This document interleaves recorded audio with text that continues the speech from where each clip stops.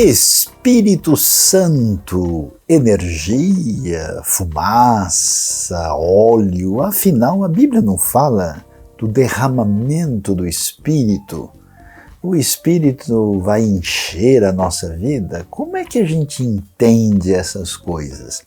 É muito importante observar que o Espírito Santo tem um lugar especial na revelação de Deus. Aliás, a Bíblia logo no começo começa ali a mostrar que Ruach Elohim merachefet al pnei hamayim, o Espírito de Deus pairava sobre a face das águas, sobre a superfície das águas, mostrando que o Espírito Santo não só faz parte daquilo que é revelado como Deus triuno, como também é o Espírito que faz parte da criação, faz parte da revelação de Deus, faz parte dessa intervenção de Deus na história e tem um papel importante na inspiração das Escrituras, nas profecias, na vida de Jesus e na vida da igreja primitiva de maneira muito particular e especial. Portanto, a gente precisa entender bem, não é porque na linguagem metafórica, a Bíblia fala de derramamento do Espírito, fala de ser cheio, do poder da presença, da ação do Espírito, que a gente pode imaginar que o Espírito é uma energia, que o Espírito é alguma espécie de eletromagnetismo celestial que vai nos levar do começo ao final. Não, a ideia não é essa. Fica claro que a Bíblia diz para nós que a gente, por exemplo, não deve mentir ao Espírito Santo, como aconteceu com Ananias e Safira. Você vê isso lá em Atos capítulo 5. A Bíblia diz em Efésios 4 que a gente não deve deixar o Espírito Santo triste. Você já viu o magnetismo chateado por aí, ou a eletricidade meio triste? Não é o caso. Por isso é muito importante destacar que o Espírito Santo é uma pessoa. Ele é o Consolador, ele é o Conselheiro. Então a relação com Deus é uma relação que se dá nessa dimensão pessoal, relacional, de intimidade, e é tão importante entender isso porque a ação do Espírito na nossa vida é fundamental. Quando cremos em Cristo, somos selados com o Espírito Santo da promessa. Quando caminhamos na fé, devemos buscar esse enchimento do Espírito e somos chamados a manifestar o fruto do Espírito, e a garantia da nossa redenção está exatamente nisso que é chamado às vezes de penhor, de sinal de que o Espírito Santo garante a nossa redenção futura. E tem mais. A obra de Deus através da história não é pela nossa força, inteligência ou poder, acontece pelo poder do Espírito Santo de Deus. Sejam cheios do Espírito.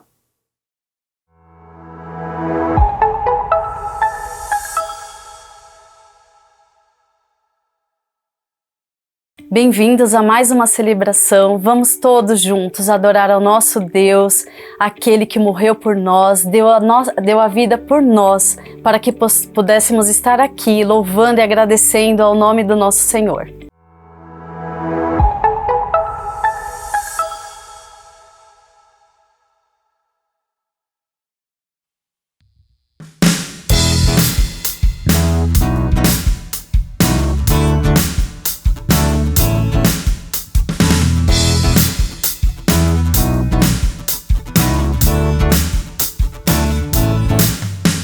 Senhor, tu és bom, tua misericórdia é para sempre.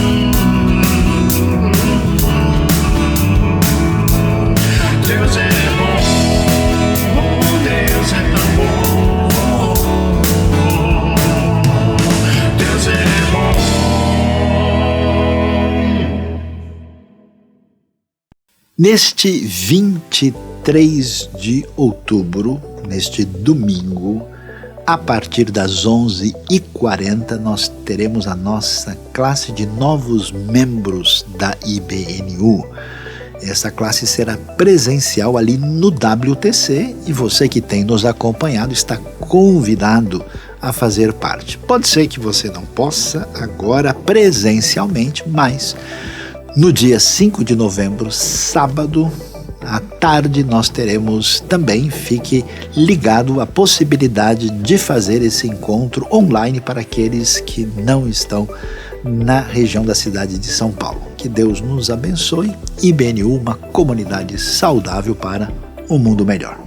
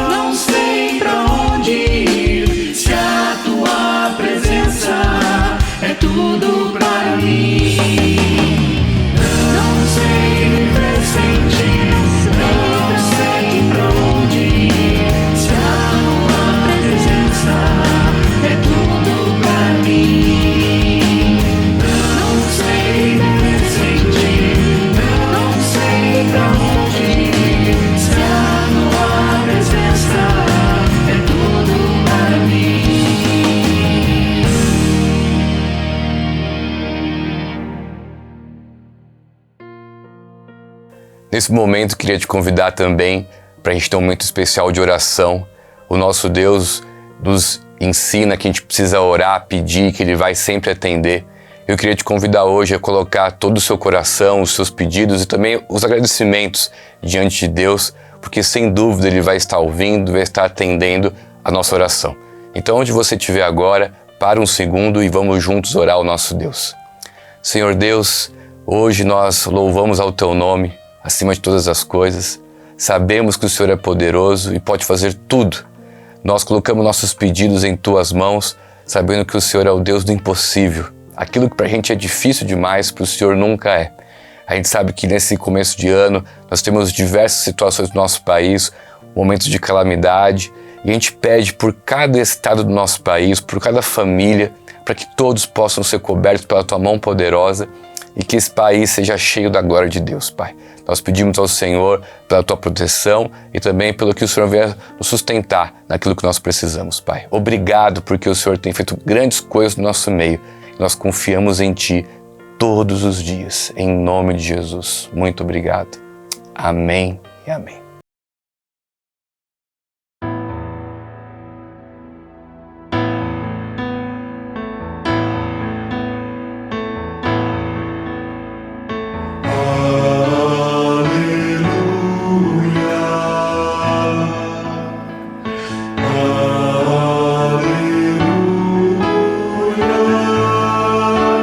Poderoso Senhor nosso Deus.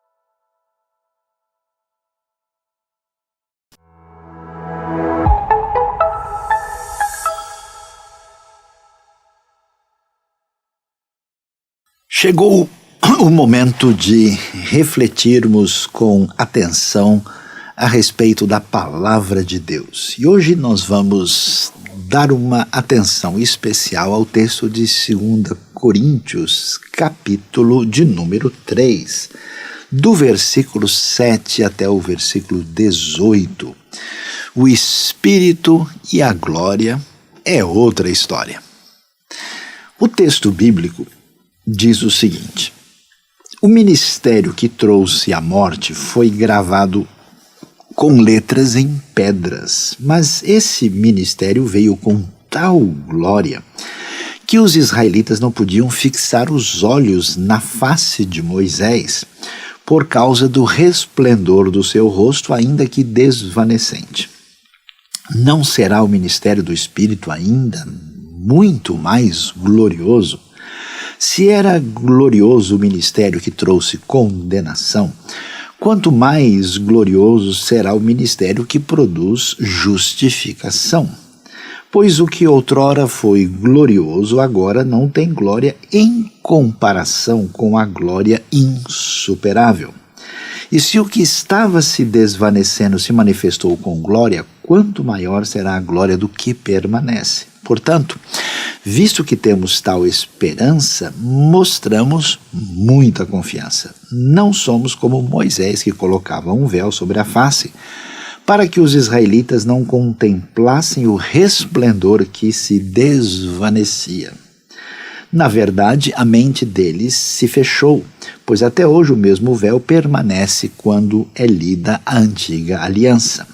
Não foi retirado porque é somente em Cristo que ele é removido. De fato, até o dia de hoje, quando Moisés é lido, um véu cobre os seus corações. Mas quando alguém se converte ao Senhor, o véu é retirado. Ora, o Senhor é o Espírito. E onde está o Espírito do Senhor, ali há liberdade. E todos nós, que com a face descoberta contemplamos a glória do Senhor, segundo a sua imagem, estamos sendo transformados com glória cada vez maior, a qual vem do Senhor, que é o Espírito.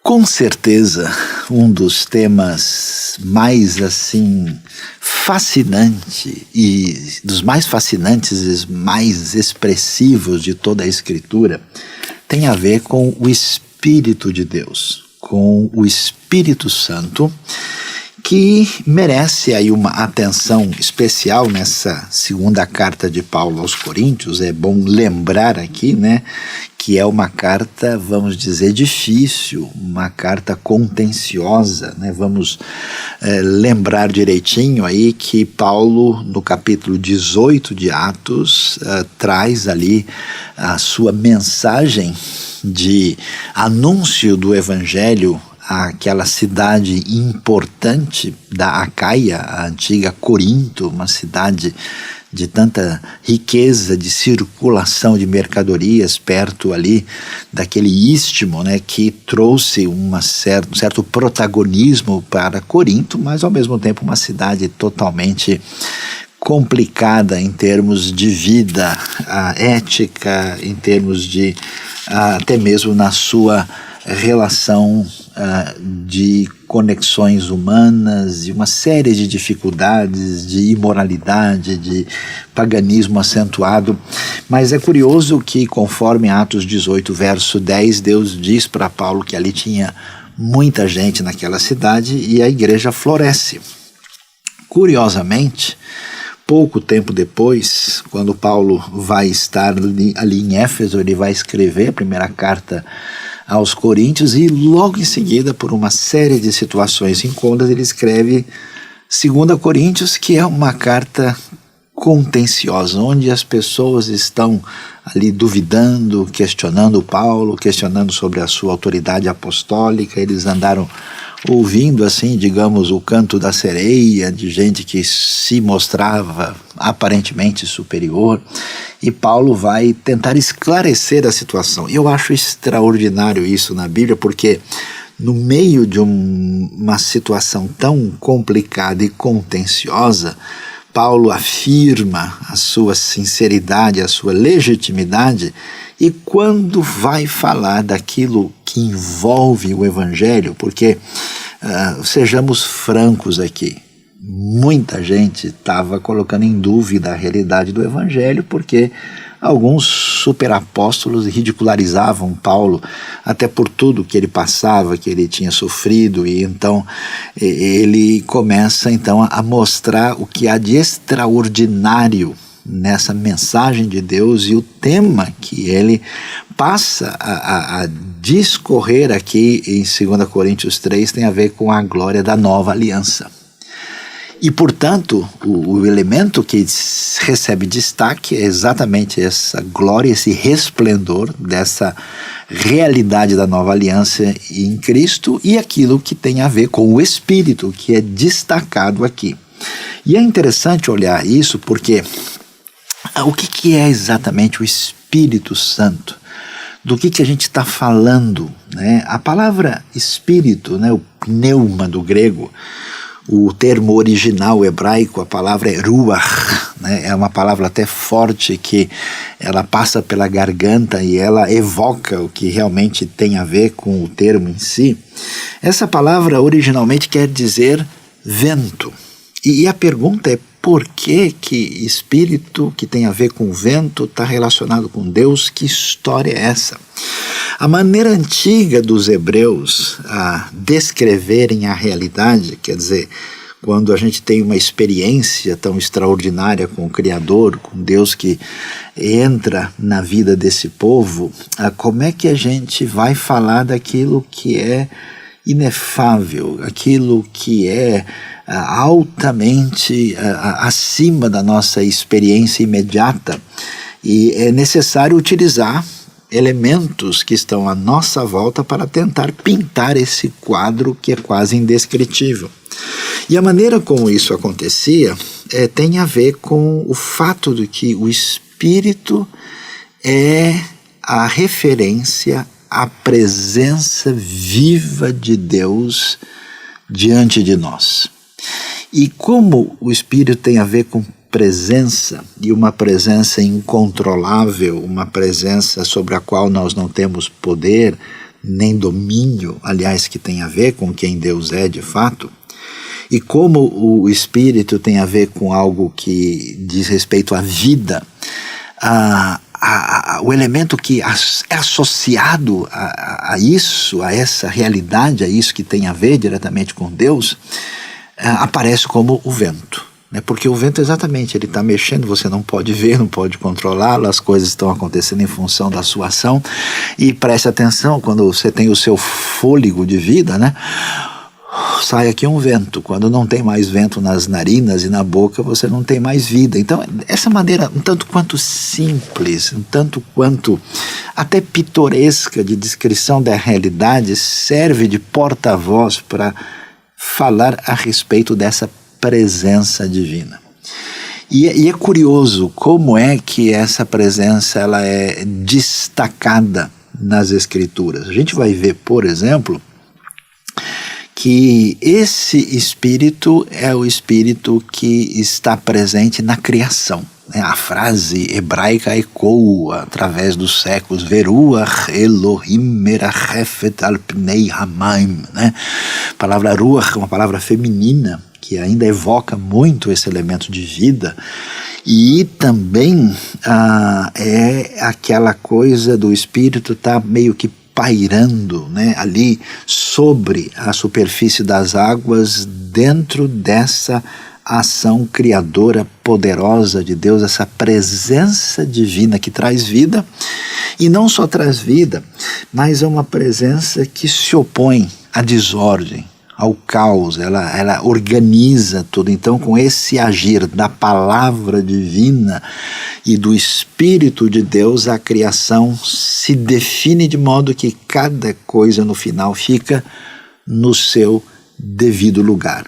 É aquela famosa frase do final do relato da criação, Kol Tzava'am, todo o seu exército, no sentido de cada coisa no seu devido lugar. E é interessante que o Espírito vai estar presente na história bíblica, naquilo que envolve uma ação de Deus que manifesta o seu poder por trás do cenário visível da história. É curioso, por exemplo, Juízes, você vai ver o caos estabelecido de maneira plena e de repente o Espírito de Deus cai sobre alguém. E então essa pessoa se torna porta-voz e agente de Deus mediante a ação do Espírito. O Espírito de Deus vai encher Bezalel e Aholiabe para fazer o tabernáculo, para exatamente celebrarem essa presença de Deus no meio do povo. Ou seja, em grande parte, toda a história da redenção bíblica se dá pela ação extraordinária do Espírito, e essa ação do Espírito, em tantos momentos muito claros, também se manifesta como uma expressão gloriosa, ainda que às vezes fugidia da parte de Deus. Quando a gente olha para o texto de 2 Coríntios, é muito interessante, porque Paulo está querendo tirar a mente dos coríntios das coisas irrelevantes e da atenção indevida para a glória humana, que tem a ver com a proposta dos superapóstolos. E aí ele vai falar do que aconteceu no cenário da história da redenção. E o que ele vai dizer? Olha, pessoal, é o seguinte, porque uma das maiores fragilidades da nossa caminhada espiritual é perder a visão da glória e perder a visão do Espírito. E quando isso acontece, é como assim a gente está diante de uma mesa onde não tem mais carne nenhuma para almoçar, nós ficamos só com os ossos. É quando a gente está diante de um cenário onde o que realmente é importante é como o relacionamento de duas pessoas que não amam uma a outra, quer seja de maneira conjugal ou familiar, e elas simplesmente ocupam o mesmo espaço, não existe realidade nenhuma. Então o que ele vai mostrar é o que aconteceu com o projeto de Deus na história e como é que a gente olha para eles para ver duas coisas, que é exatamente o Espírito e a glória. Veja só o que diz o texto. Ele vai dizer: o ministério que trouxe a morte foi gravado com letras em pedras. Atenção, Paulo não está criticando, questionando e rejeitando o que a Bíblia nos traz no Antigo Testamento em Moisés. Ele está dizendo que aquilo que foi apresentado ali tinha um propósito, tinha uma finalidade, e essa finalidade foi mal entendida, de tal forma que aquilo que a lei trouxe para nós foi a comprovação de que nós não somos capazes de agradar a Deus pelas nossas próprias forças. Então aquele ministério trouxe a morte no sentido semelhante ao que nós lemos em Romanos, que aquilo que era bom, a lei que é santa, justa e boa, se tornou morte para mim, porque ela decreta a minha falência diante da vontade divina. E esse ministério trouxe a vontade divina gravada em letras que foram gravadas em pedras, que são exatamente uma referência às tábuas dos 10 mandamentos. Mas é interessante que, apesar desse ministério da aliança do Sinai ser incapaz de produzir, vamos dizer, aquilo que é o desfecho dessa ação divina na história, esse ministério veio com tal glória, olha que coisa, que os israelitas não podiam fixar os olhos na face de Moisés por causa do resplendor do seu rosto, ainda que desvanecente. Ou seja, vocês se lembram, né? Que Moisés, de fato, quando entrava na presença de Deus, quer dizer, Deus estava ali fazendo aliança, Deus estava dando a sua lei, e ele saía com o rosto resplandecente, cheio de luz, que marcou a história até pelo entendimento incorreto de Michelangelo a respeito do que estava presente ali em Moisés. E o que acontece, a glória estava lá. Então preste atenção, ele está dizendo, se olhando para a trajetória histórica da ação redentiva de Deus no seu início, nós vemos já um elemento tão glorioso, ainda que uma glória que não era permanente.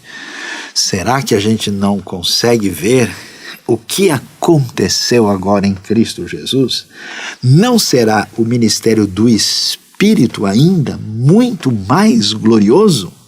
Se era glorioso o ministério que trouxe condenação, já que fomos reprovados na lei divina, quanto mais glorioso será o ministério que produz justificação. Ou seja, se estava bonito o trailer, imagine o final do filme. Se era especial o início da festa, imagine o desfecho.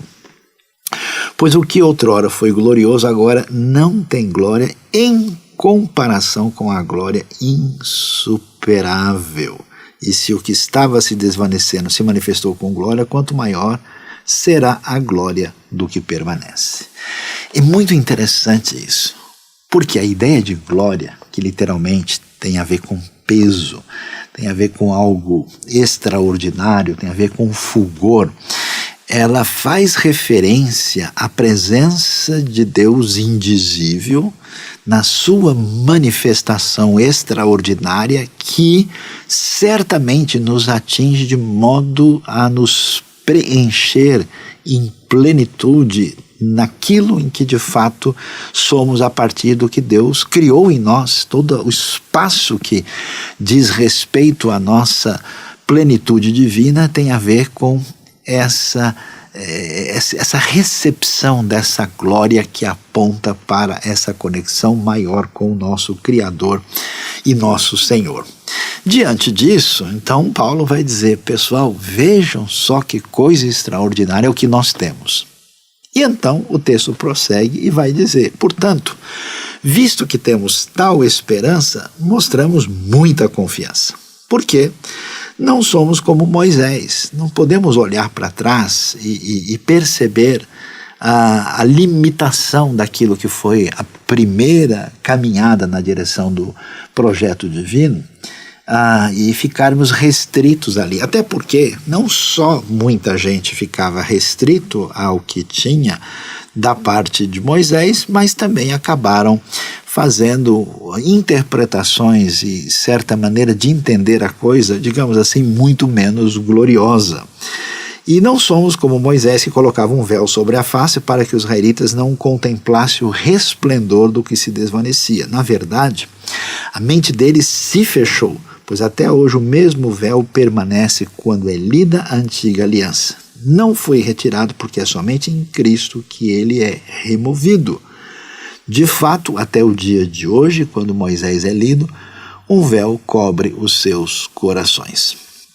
Ou seja, aqui nós vemos Paulo deixando claro para os coríntios que estão precisando de um direcionamento mais nítido na sua caminhada de fé, que eles estavam agindo e reagindo limitadamente na sua caminhada, porque não podiam perceber quão extraordinário e valioso e poderoso é o Evangelho da Glória, e a maneira como estavam conduzindo a sua vida ecoava essa limitação que tinha atingido aqueles que tinham uma experiência e uma esperança limitada a partir do que tinham visto em Moisés e o desdobramento legalista que isso teve naquele momento da história.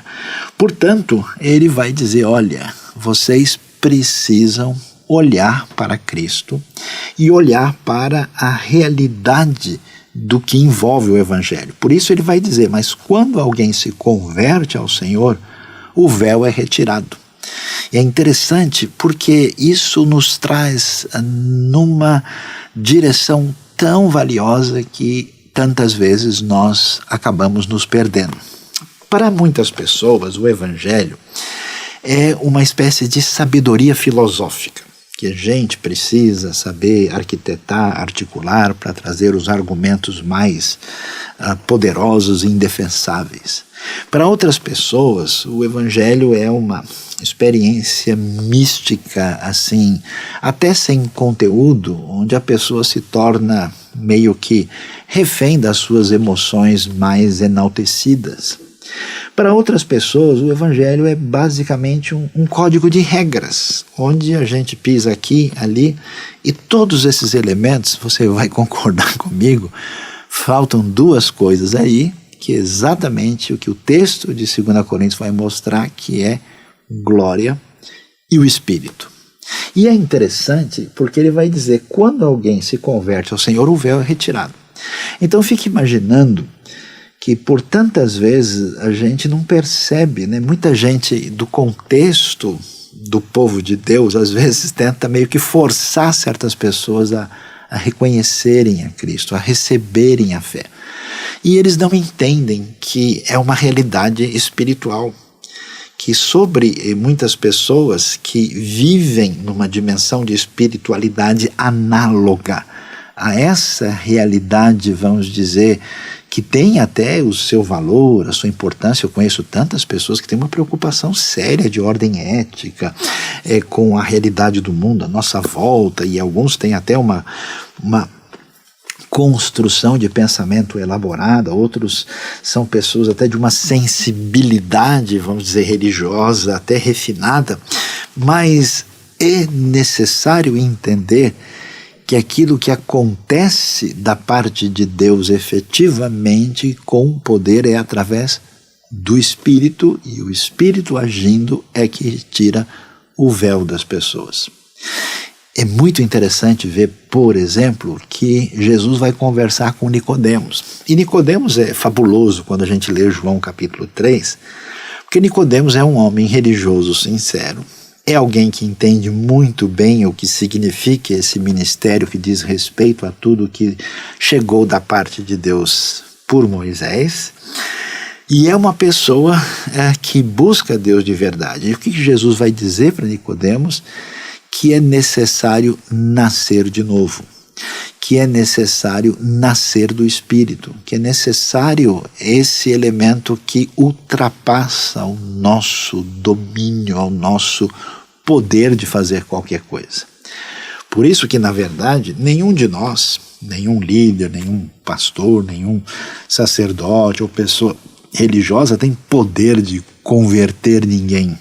Ninguém tem condições de fazer uma transformação espiritual na vida de uma pessoa, porque isso se dá exatamente por essa ação divina pelo Espírito. E é tão interessante que esse ministério glorioso que evoca essa experiência extraordinária de prazer e satisfação diante de Deus, acontece pela ação do Espírito. Por isso a ênfase interessante no versículo 17, que diz: ora, o Senhor é o Espírito, e onde está o Espírito do Senhor, ali há liberdade. Observe bem essa expressão nítida aqui de Paulo, né? O Senhor é o Espírito. Na verdade, o Senhor é tanta coisa que a gente pode colocar ali como referência a Ele, né? Você pode ter diversos predicativos ligados ao Senhor. O Senhor é o Senhor é o Criador, o Senhor é todo-poderoso, o Senhor, Ele é o Rei do Universo, o Senhor domina sobre tudo. Você pode, mas é curioso que ele diz: o Senhor é o Espírito, evocando exatamente essa realidade que na dimensão da nova aliança o destaque se dá para o Espírito de Deus. O Espírito de Deus que vai nos falar a respeito dessa presença divina, essa presença que preenche, essa presença incontrolável e sobre a qual nós não podemos dominar, né? Jesus até vai falar para Nicodemos, né? Sobre o vento, a gente ouve o seu som, a sua voz, a gente não sabe para onde vai nem para onde vem, assim aquele que é nascido do Espírito. E essa realidade dessa presença, e uma presença que é real, é incontrolável, ela é preenchedora, e uma presença que envolve vida principalmente, e que coloca ordem no caos. Por isso é tão interessante ver o que a gente vai descobrir sobre essa realidade do Espírito no contexto aqui do ensino de Paulo no Novo Testamento. O que é que a gente vai perceber? Olha só que coisa interessante. A gente descobre quando presta atenção naquilo que aparece um pouquinho depois, no capítulo 4 e também no capítulo 5. O capítulo 4, particularmente verso de número 6, né, Paulo falou que ele não está pregando a si mesmo, mas está pregando exatamente, né, aquilo que é a verdadeira mensagem de Deus. Ele vai dizer: pois Deus que disse, das trevas resplandeça a luz, Ele mesmo brilhou em nossos corações para iluminação do conhecimento da glória de Deus na face de Cristo.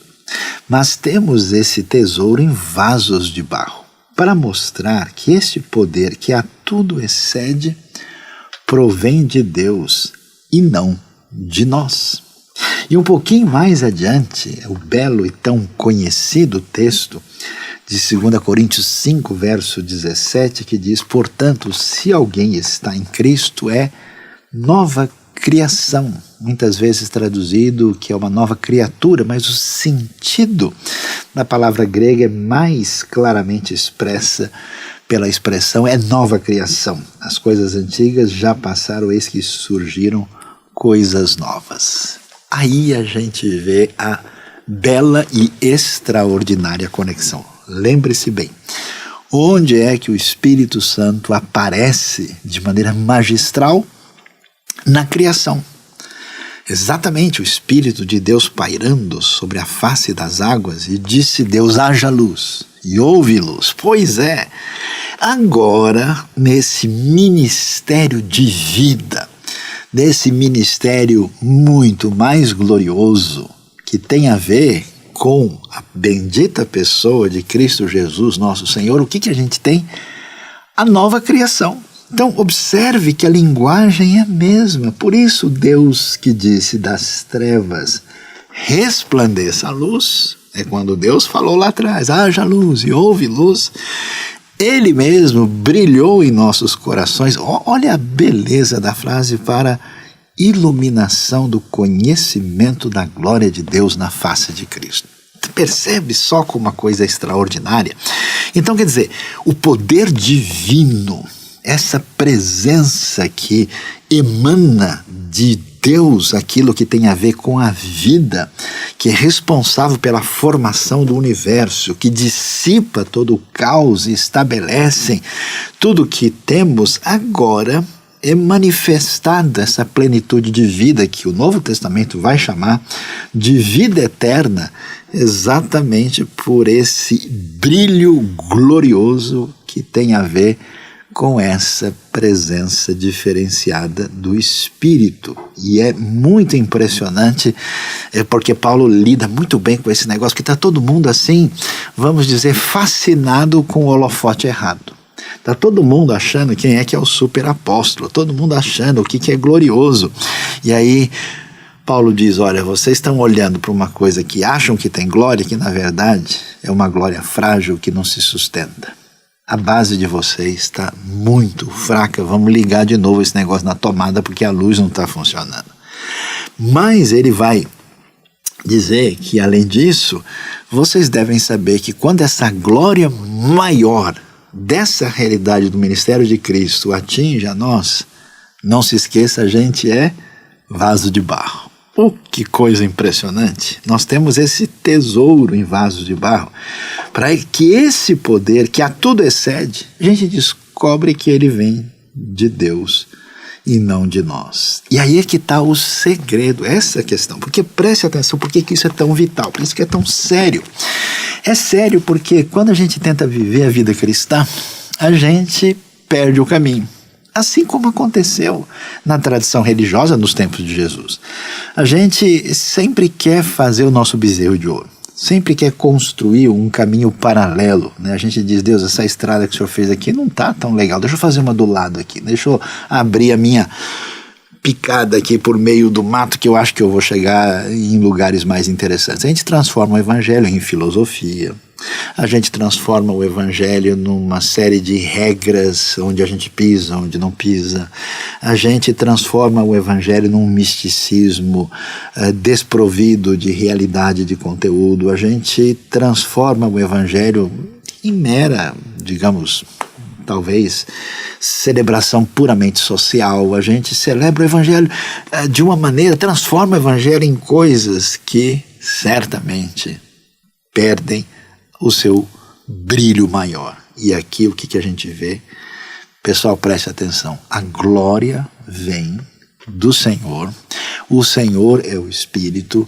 Isso que nós precisamos ter tem a ver com esse brilho que tem a ver com o conhecimento da glória de Deus na face de Cristo. Quer dizer, essa glória é conhecida de maneira mais adequada e poderosa na manifestação de Cristo Jesus, e a gente não pode perder o foco de que a gente é vaso de barro. Porque toda vez que a gente tenta construir um paralelo do Evangelho que representa um desvio desse foco maior, isso não é pelo Espírito, isso será construído sobre nós mesmos. E quando isso acontece, a gente perde a dimensão da realidade do desfrutar da presença divina, a gente perde essa conexão espiritual verdadeira e vamos numa direção de autopromoção, num caminho de autossalvação e geralmente de conflito e confusão. Não é à toa que os coríntios brigavam com a sombra. Brigavam entre eles mesmos, fizeram vários partidos dentro da igreja e brigaram com o próprio apóstolo Paulo, que era simplesmente o pai na fé de todos eles. Que coisa impressionante! E aí fica tão nítido isso, porque aquilo que envolve a nova vida em Cristo é aquilo que é chamado de estar em Cristo, que é nova criação. Mais uma vez fazendo referência a esse elemento, que o Evangelho não é simplesmente apenas uma cereja a mais no bolo. O Evangelho não é simplesmente um jeito mais legal de lidar com a lei. O Evangelho não é simplesmente algumas noções mais bonitas de alguns ditados de Jesus. O Evangelho é a manifestação da glória de Deus expressa pelo poder do Espírito, envolve nova criação, vida em plenitude, através do que significa a obra de Cristo em nós. Isso sim traz esperança, mudança e uma direção diferente. É possível agora dizer que as coisas antigas já passaram e se foram, e agora nós temos o que são chamadas as coisas novas. E olha só o desfecho extraordinário que vamos encontrar quando a gente volta para 2 Coríntios 3. Onde está o Espírito do Senhor, ali a liberdade. É curioso isso, né? Toda vez que a gente pensa em expressão religiosa, a gente sempre imagina em limitação de comportamento. A gente imagina em circunscrição de atividade, né? É muito comum, eu converso com várias pessoas durante a semana toda, e a maior parte das pessoas fazem a seguinte pergunta: tá certo fazer isso ou tá certo fazer aquilo? A gente pode virar para esse lado ou deve virar para o outro? O cabelo é penteado para frente ou o cabelo é penteado para trás? É curioso como uma minoria de pessoas sai desse jeito quase assim mosaico de entender a realidade. Eu diria até que o jeito mosaico vai muito mais longe do que a maioria das pessoas, porque já na lei já estava dito que a gente precisava amar Deus sobre tudo e ao próximo como a si mesmo. Mas pouca gente associa vida espiritual com liberdade. E às vezes, quando associa de modo equivocado. Tem muita gente que acha, não, liberdade é quando a gente pode chegar pulando na igreja, dar salto mortal, a gente não precisa, né, dar satisfação a ninguém, a gente faz tudo que tem vontade, aí é liberdade. Não, isso é doideira mesmo, né? Não é o caso. O interessante é que a ideia de liberdade aqui envolve essa grande libertação interna que nós temos em nós, porque no final das contas o pior tirano que existiu na história sou eu, é você mesmo.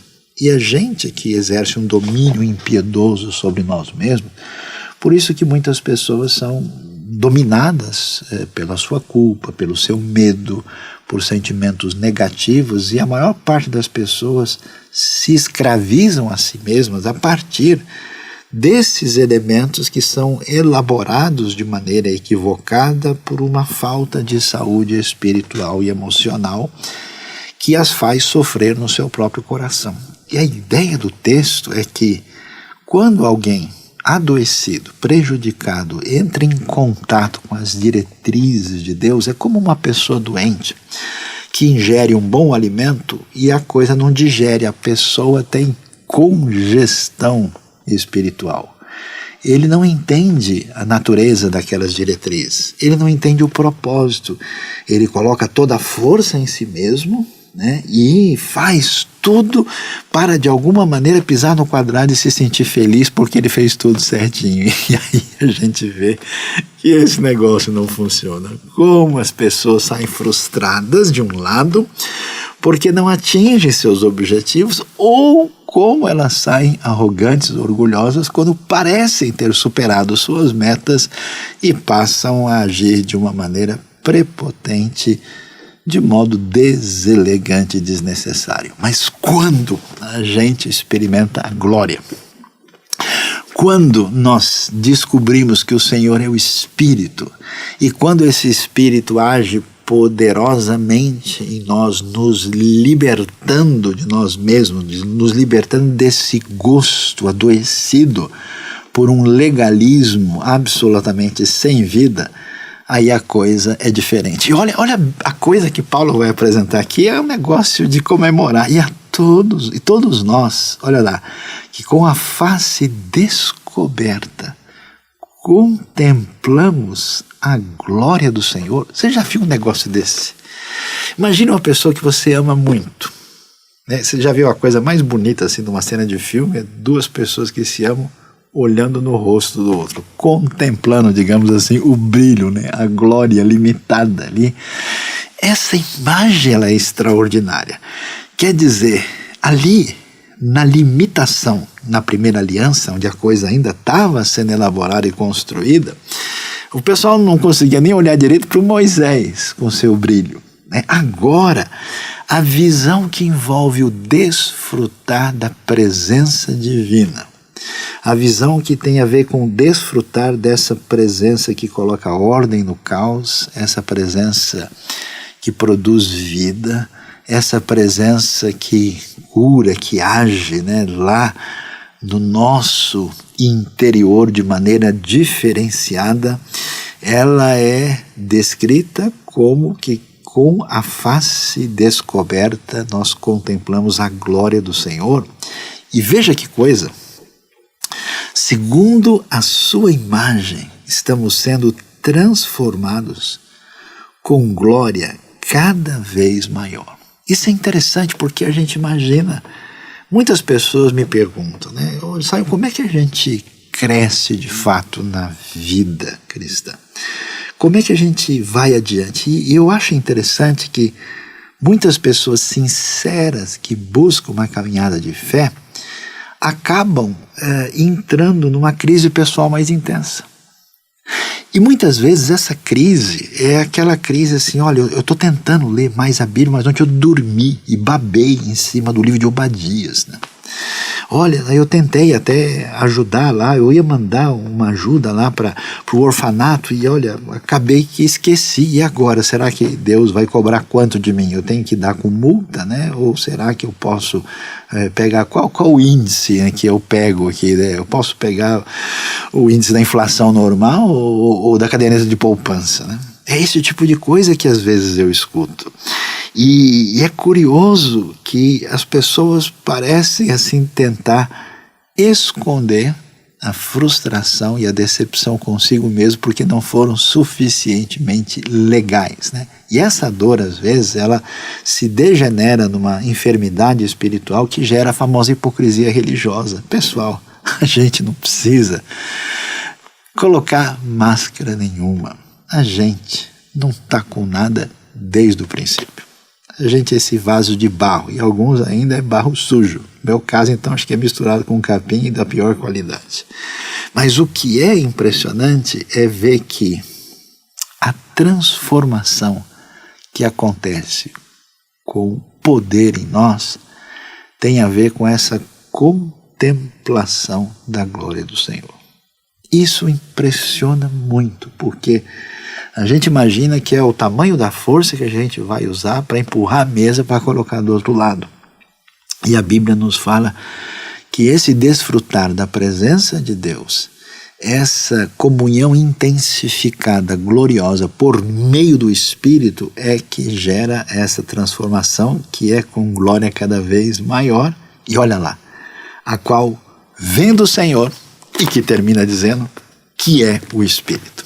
Então, o que a gente precisa pensar nesse dia? Que nós precisamos abrir nossa mente, o nosso coração, para enxergar um pouco mais as luzes da palavra de Deus. Às vezes a gente enxerga as diretrizes com olhos mal encaminhados. Às vezes a gente enxerga aquilo que tem a ver com a repreensão divina mal colocada e mal digerida na nossa própria vida.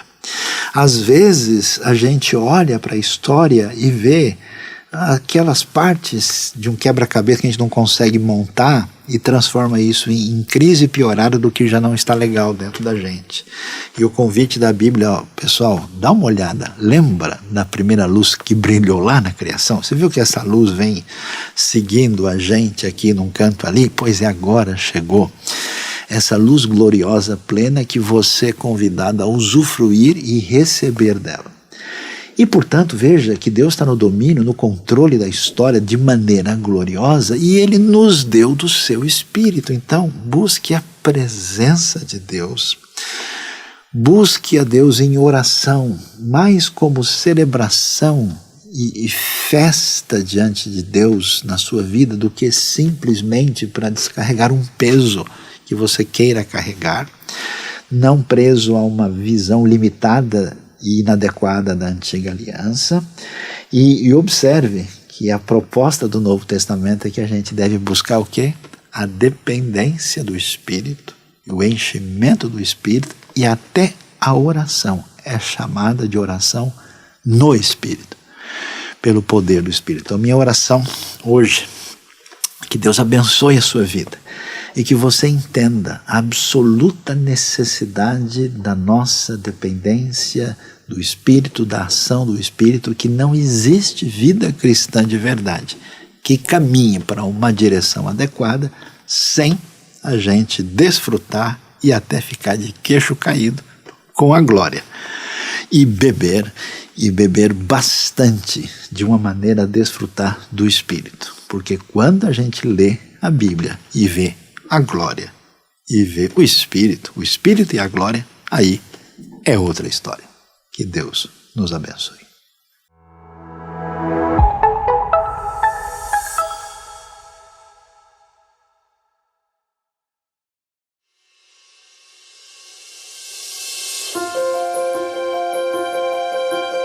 Meus irmãos da Igreja Batista IBNU, alô Pastor Saião, alô queridos, eu e Dani somos gratos pela vida de vocês. Deus tem respondido às nossas orações, vocês vão ver um pouquinho nesse vídeo.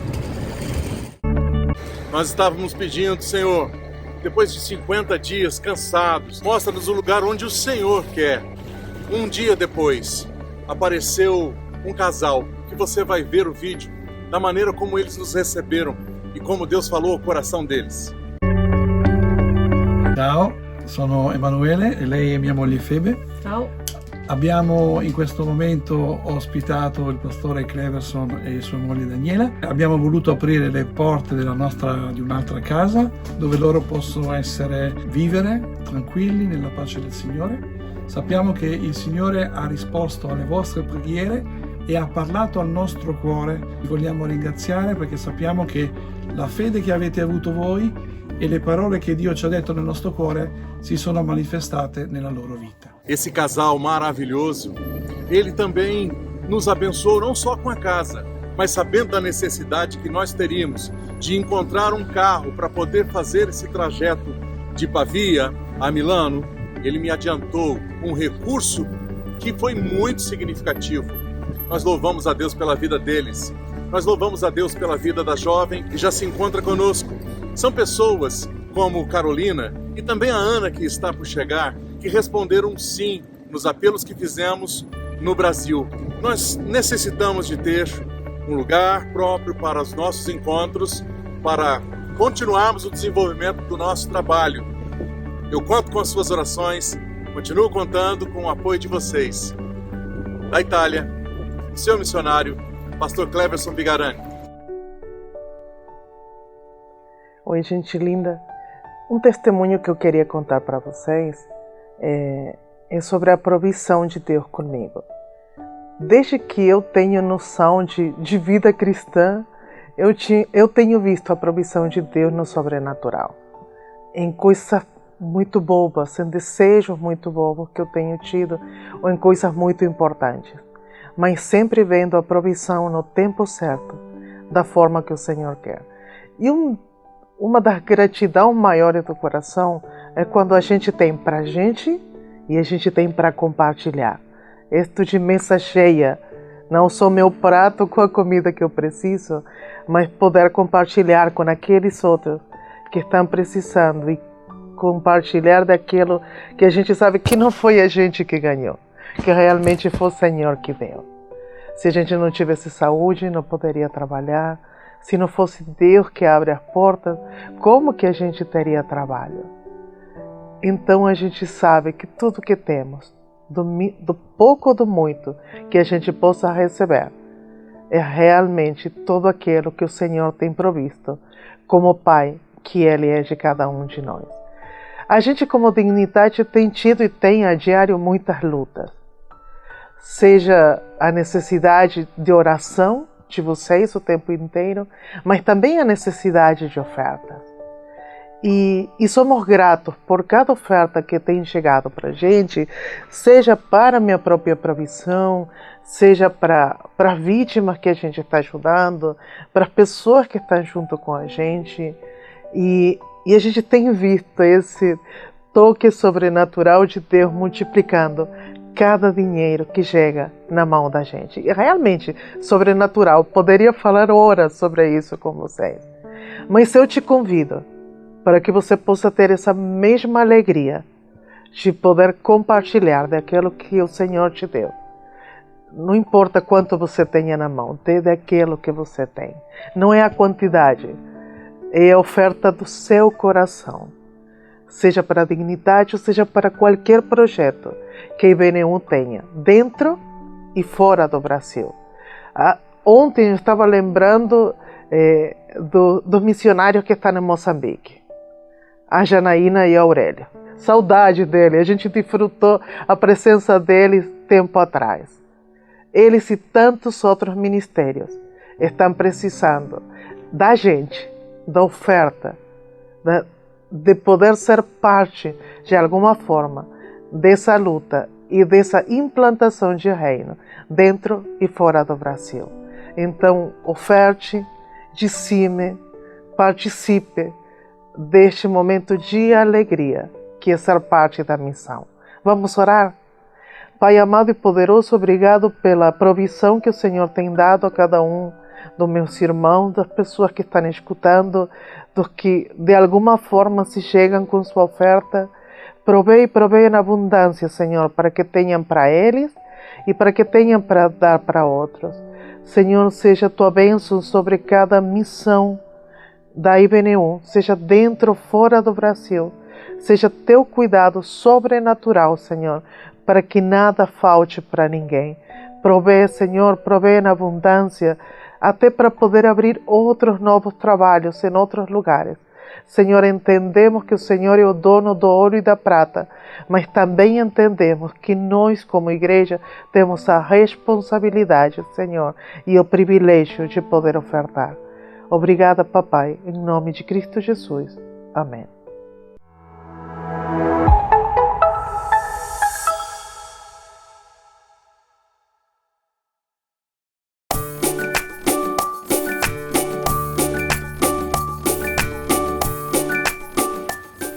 Vou me alongar bem direitinho, vou ficar bem alongada mesmo.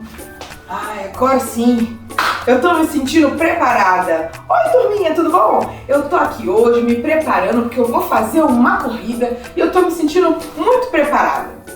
Apesar que, pensando bem agora, ai, acho que eu tô carregando tanta coisa. Como é que eu vou correr com tanta coisa assim, né? Vai ficar muito pesado, quer saber? Eu acho que eu vou tirar isso daqui. Não preciso de tanta água assim também. Segura aí pra mim, Lili. Acho que eu vou tirar essa puxa pesada também. Ai, agora sim. Tô bem mais leve. Agora dá pra correr melhor, hein? Tô achando que tá bem melhor assim. Sabe, crianças, a Bíblia, ela compara a nossa vida com uma corrida também. Uma corrida em direção a um alvo certo, um alvo que nos espera lá na frente. E aí eu lembrei de uns versículos aqui da Bíblia, vamos ler juntos, que fala exatamente sobre isso, sobre corrida e sobre tirar talvez todo esse peso, igual eu tirei essas coisas que eu estava carregando agora. É lá em Hebreus 12. Em Hebreus 12, aqui na Bíblia, tinham acabado de falar sobre várias pessoas chamadas heróis da fé, que tinham vivido coisas incríveis. E aí Hebreus 12 começa falando dessas pessoas, fala bem assim, ó. Uma vez que estamos rodeados por tão grandes nuvens de testemunhas, ou seja, agora que a gente está vendo toda essa gente que fez tanta coisa legal, livremo-nos de tudo que nos atrapalha e do pecado que nos envolve. Ou seja, vamos tirar tudo aquilo que nos atrapalha de estar próximo de Deus. Pecado é tudo aquilo que a gente faz, fala e pensa que nos afasta de Deus. Então, assim como eu tirei a minha mochila, para nós corrermos a corrida com Jesus, nós temos que nos livrar de tudo aquilo que nos afasta de Deus e tentar tirar nossos pecados e não fazer as coisas erradas. E aí, continua falando bem assim, ó. E corramos com perseverança a corrida que nos é proposta. Jesus nos chama para corrermos essa corrida e que Ele faz esse convite pra gente e nos chama a nos livrarmos de tudo isso e sairmos correndo essa corrida com Ele. E olha só, durante essa corrida você tem que olhar lá na frente, tendo os olhos fitos em Jesus, autor e consumador da nossa fé. Durante essa corrida, ninguém corre olhando para trás, olhando para o lado. A gente tem que correr olhando lá para a linha de chegada, lá para frente. Então a gente tem que sempre estar com os nossos olhos em Jesus, a nossa mente, o nosso coração em Jesus, porque é Ele quem nos dá a nossa fé. E aí, crianças, ele fala no finzinho assim, olha. Ele, pela alegria que lhe fora proposta, suportou a cruz, desprezando a vergonha, e assentou-se à direita no trono de Deus. Jesus veio então, morreu na cruz por nós. E durante essa corrida, quando a gente se sentir desanimado ou cansado, nós temos que lembrar do que Jesus fez por nós. E isso nos dá energia. Lembrar que Jesus ele morreu, ele sofreu por nós, para que os nossos pecados fossem perdoados, nos dá força e esperança para continuarmos essa corrida bem animados, viu? Então, criançada, lembrem-se desse versículo de hoje, lembrem-se da gente estar sempre correndo com os olhos fixos em Jesus. E agora sim, depois de lembrar tudo isso, eu estou me sentindo muito mais preparada para a minha corrida. E eu vou lá então. Um beijo, crianças. Tchau!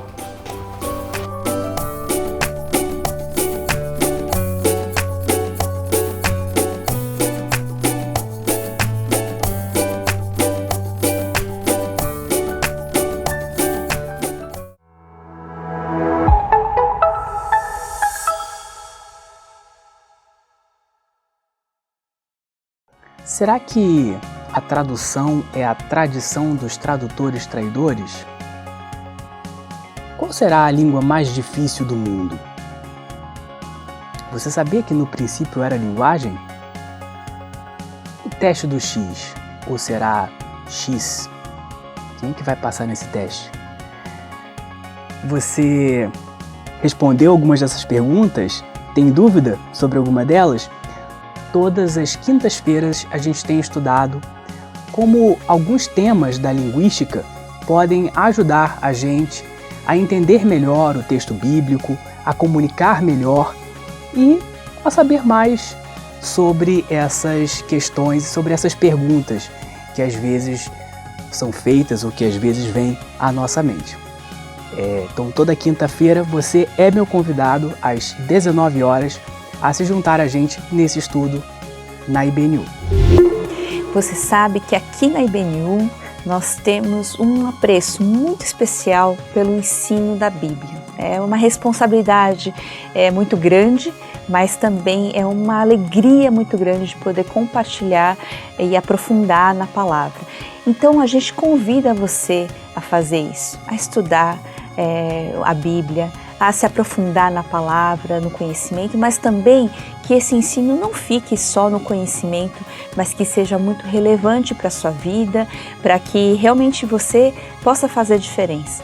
Então, por isso, nós estamos agora, nesse momento, às quartas e sábados, às 19 horas, com um estudo muito especial, com um podcast da Bíblia, que é das cartas de João e também do livro de Amós, do profeta Amós. Então vem com a gente estudar quartas e sábados às 19 horas. Não perca, porque é muito legal. Nossa gratidão à nossa festa que aconteceu no dia 16 de outubro, no último domingo. Batismos, momento especial de comunhão, um momento especial da Turma das Nações com o October Kids. Foi uma festa maravilhosa. Queremos agradecer a todos que nos ajudaram, preparando, estiveram presentes ali. Deus seja louvado por aqueles que deram o seu testemunho através do batismo e por toda a grande festa de comunhão da IBNU. Estamos chegando ao fim de mais uma celebração da IBNU. Que bom que você pôde participar conosco em mais um momento de reflexão, alegria, louvor, de oferta, de intercessão, gratidão a Deus por aquilo que temos experimentado na nossa jornada de fé, e nós pedimos que você compartilhe esse conteúdo com outras pessoas. Nós estamos presentes nas redes sociais, Instagram, Facebook, YouTube, e essa é uma forma de você poder abençoar outras pessoas por meio da celebração e de tudo aquilo que a IBNU tem realizado também ao longo da semana. Por isso, a nossa gratidão a você e o nosso pedido para que você compartilhe isso com outras pessoas.